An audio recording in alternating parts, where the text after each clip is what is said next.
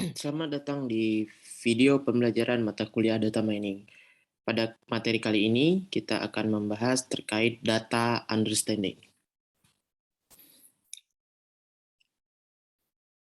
Sebagaimana kita tahu, data merupakan bahan baku utama dalam pengolahan data mining ya, dalam proses data mining.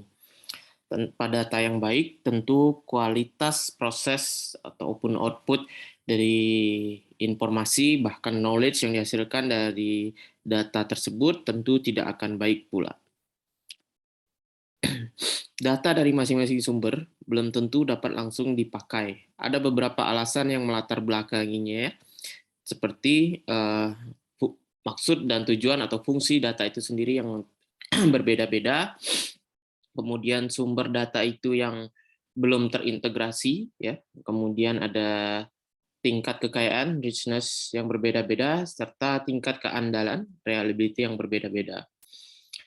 Kesemua aspek tersebut perlu menjadi pertimbangan kita dalam memilih data yang akan digunakan. Adapun tahapan data understanding ini memberikan kita gambaran awal atau apa yang perlu kita lakukan seperti terkait data yang akan kita gunakan. Dengan data understanding, kita dapat memahami terkait kekuatan data itu sendiri seperti apa, seberapa powerful, seberapa bermanfaatnya data untuk diproses di tahap selanjutnya. Kemudian kita juga bisa mengetahui kekurangan dan batasan penggunaan data. Kita tidak bisa memastikan data yang tersedia itu sempurna. Namun, kita dapat mengkondisikannya sehingga dia menjadi sempurna. Ada beberapa kondisi yang mungkin perlu kita lakukan agar data itu memenuhi kelayakan untuk diproses. Kemudian tingkat kesesuaian data dengan masalah bisnis yang akan dipecahkan. Ya, tentu ketika kita mengambil data sumber dari sebuah bisnis ya,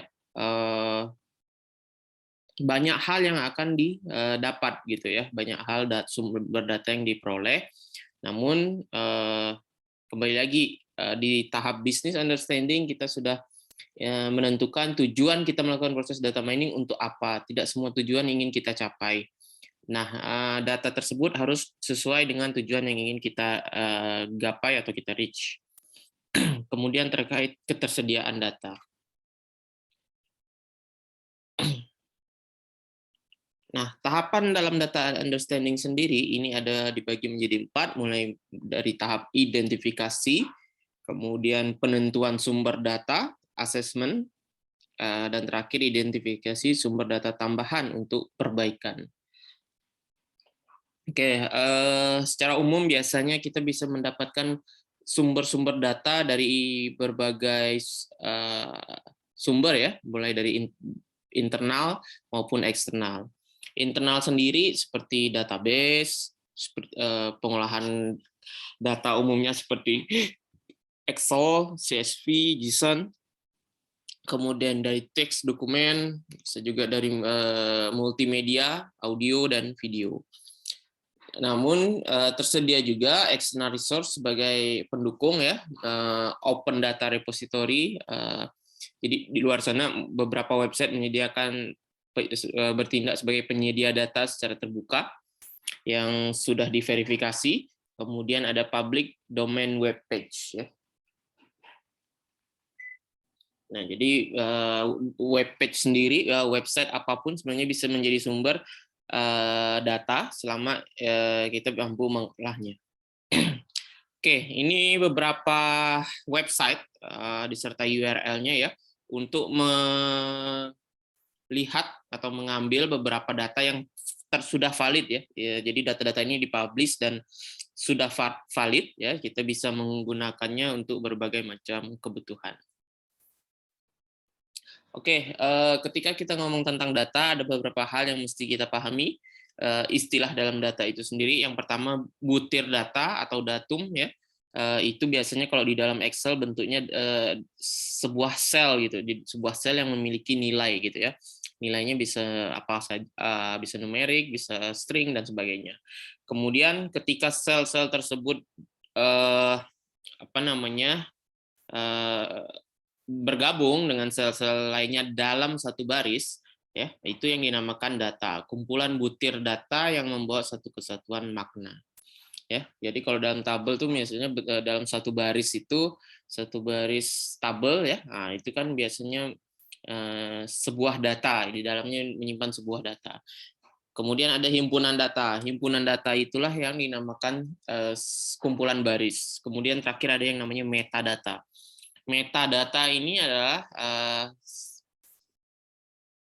bentuk data sebagai identifikasi gitu ya. Nah, jadi metadata ini sendiri sebenarnya memuat sebuah informasi himpunan data, namun dia menyimpan informasi-informasi yang dapat dengan mudah diambil dari himpunan data tersebut. Bentuknya bisa beragam ya.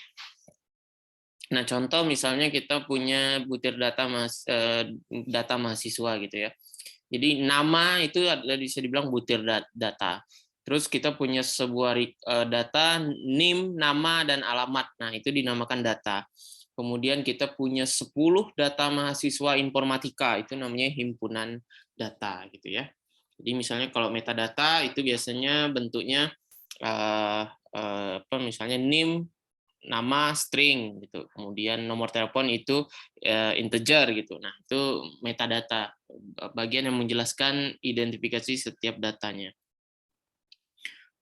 Itu strukturnya, itu bagian susunan datanya. Kemudian ada tipe-tipe data. Umumnya yang dipelajari di tipe data dalam data mining itu ada data terstruktur dan data tidak struktur, atau biasa juga ada yang dengan mengistilahkannya semi terstruktur. Nah, data terstruktur bisa kita melihat bisa kita lihat secara jelas di contohnya, yaitu data tabular, data orientasi objek, dan time series segala macam. Biasanya bentuk data ini sudah berwujud dalam bentuk tabel, baris, dan kolom. Namun pada data tidak terstruktur bentuknya masih sangat mentah, seperti file video, file teks, file audio, dan sebagainya gitu. Nah, tentu data-data itu tetap bisa kita olah, kita rinci agar bisa digunakan. Oke, ya ini model data tabular tadi ya. Kalau kita sudah belajar tentang basis data, tentu kita sudah mengenal istilah-istilah ini, mulai dari record, atribut, dan sebagainya. Kemudian ada juga model data graph atau jejaring seperti ini. Nah, biasanya ini digunakan untuk mendefinisikan keterkaitan satu data dengan data lainnya gitu ya, antara record satu dengan record lainnya. Kemudian ada model data sequence, biasanya berbentuk seperti ini visualisasinya ya. Ini wujudnya biasanya struktur rekaman dari audio dan video gitu ya. Biasa kita ngelihatnya dalam bentuk visual grafik atau segala macamnya gitu ya. Visualisasi yang berbeda dengan data tabel pada umumnya. Nah, biasanya itu tergantung kebutuhan kita untuk kita mendefinisikannya dalam bentuk apa ya, ukuran satuan waktu kah, ukuran apa namanya, nilainya kah, atau karakteristiknya kah, dan sebagainya. Oke, kemudian terkait mekanisme pengambilan data ya. Tadi beberapa sudah ada sumber yang mencantumkan beberapa website yang bisa menyediakan data secara valid dan terbuka. Nah, salah satunya Kaggle. Ini tampilan yang ada di sini adalah tampilan website Kaggle. Kita dapat dengan mudah mengambil data apapun ya. Kalau contohnya di sini dia mengambil dataset statistik sepak bola untuk 5 liga Eropa gitu ya. Nah, itu dapat dengan mudah kita akses ya. Rata-rata formatnya CSV, comma separated value ya. Nah, CSV ini jadi kenapa formatnya rata-rata ini? Karena CSV ini bisa kita import ke database dengan mudah, atau di Python misalnya itu kita dapat dengan cepat membacanya gitu ya. Nah, ataupun ini bisa dibuka di dalam bentuk Excel gitu ya, dalam bentuk Microsoft Excel. Kemudian ya itu tampilannya seperti ini kira-kira. Kemudian ada tombol download-nya. Kita dapat mendownload file CSV tersebut dengan mudah. Nah itu tadi Kaggle ya. Kemudian ini ya ini mungkin ketika kita sudah mendownload sebuah dataset, langkah selanjutnya kita menggunakan datanya. Nah, karena kita kebetulan menggunakan bahasa pemrogramannya Python untuk data mining ini, maka kita bisa menggunakan Jupyter Notebook untuk mengolahnya. Tentu dengan ada beberapa kondisi seperti disampaikan sebelumnya, kita perlu mengimport atau menginstal terlebih dahulu libraries yang namanya Pandas dan NumPy. Nah, skripnya bisa dilihat di slide tersebut bagaimana caranya kita mengimport library-nya, kemudian kita bisa memanggilnya ya dengan skrip Python kita, yaitu itu menggunakan Pandas ya, pd.read.csv. Jadi fungsi read CSV tersebut secara otomatis akan membaca dataset file CSV tersebut. Jadi ya dia langsung membaca isi CSV tersebut untuk diolah di dalam atau disimpan di dalam program Python kita. Nah, setelah disimpan, selanjutnya kita di sini ada beberapa script yang dapat digunakan untuk melihat datanya gitu ya, atau menampilkan datanya. Ada contohnya metode hit di situ ya, untuk melihat beberapa baris data sesuai dengan kebutuhan.